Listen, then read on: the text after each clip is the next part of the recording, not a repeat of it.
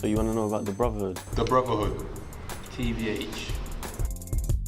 Everyone says they got their friends, like they got best friends here, but I feel truly like my best friends are my brothers. Edward's the go-to guy, he's the rock. Even though I'm older than him, I'd say he's the older brother. While still trying to train my thoughts, sometimes I'm outthought by sinful thoughts in the dust to the corpses the man's walk with God. I am rolling with the elephants, a claustrophobic inhabitant who mentally shares residence with these elephants in the room. Michael's the enigma. He's the only one who moved away to go to uni, so he kind of discovered himself a little bit differently to everybody else. That's why I call him the alien. John is the most reserved, the coolest and the tallest. I'm blessed that I'm gifted with the talent to play football. Because usually when you're this tall, your feet are quite slow. Been living there for over 15 years. Before then, I used to live in North Peckham estate. When we moved here, I've never heard of this place. And it was a little hostile. The first time I was walking out, one of the kids was like, oh look, there's black people. It got better as we got older, started to make friends and started to actually integrate with my neighbours as well. It could be a place filled with chaos-covered cries of a lost soul with heavenly goals. This is what it sounds like when doves cry, a melodic sigh as you try to pimp a butterfly. We had a mutual friend. I was trying to sell a pair of football trainers. We were in the corridor. Edward had turned up. I didn't know who he was. So he said, oh, this is the guy I'm buying the trainers from. So I said, oh, what trainers are they? He said, oh, they're 110s, which are a pair of Nikes. And then I said, nah, listen.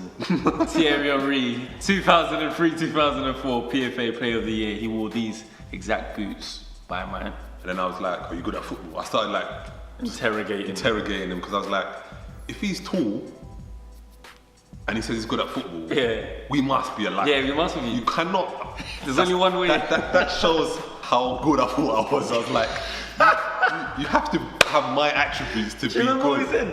Yeah, I was like, long balls. Yeah. Free kicks. Yeah. It was like shooting from long range. Yeah. I can't remember, it was like skills or something. Yeah. So it was like, everything I was mentioning, it was like, I got that. Just even that connection of football.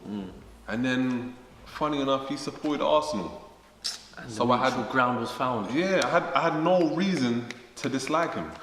yeah, I think that's the story of how we met. From there, we never looked back really, just got closer and closer.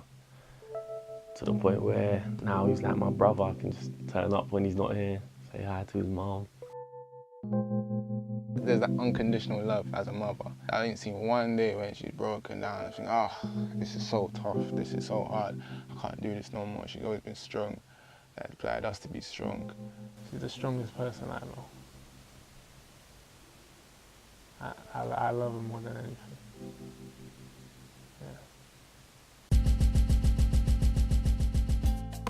My family, the men, they ain't done anything for us to build on. Like, it's up to us, my brothers. I love to be a family man, giving kids what my father was unable to give me. Football's always been my dream. Because I've been watching football and playing football since I can remember, really. There's only two career paths I was really going down. It was either football or music. I didn't like the attention being on me. As a producer, you're not in the limelight. You do your thing in the studio and that's you. The artists who gonna perform it, that's them. I hope that you're the one. What's the difference between spoken word and a song? Unseen hours of practice, profound passion, perfectly packaged at Waterloo Station, where we were stationed rope-a-doping punchlines, from sweet 16s to the rhythm of silencer. The same sweet 16s outside CAC, but see, silence can be deafening. We definitely silently bided our time, tentatively trained our technique and mind of writing. Right when the time was right, we pounced like Black Panthers in the midst of night.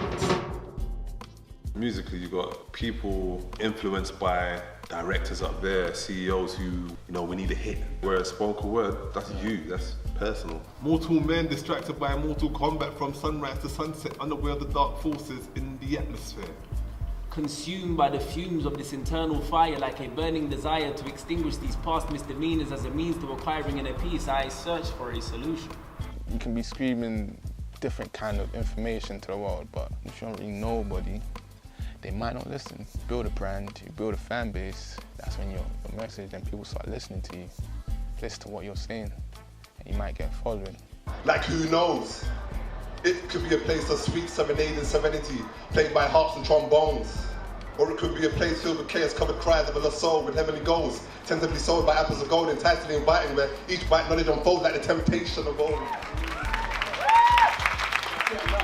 You are creatively made and academically paid. We share conversations full of abundant substance. Our minds collide to create spontaneous combustion. We blame it on the chemistry. Your vocabulary is poetry, your voice a sweet symphony. See, I see you as perfect. Aspirations are just so much bigger than music. I pray that 10 years from now, the same people that I sit with and laugh with and eat with today are still there. Yeah. I want to leave a legacy. To think I, you, us, the Brotherhood, we were saved by grace.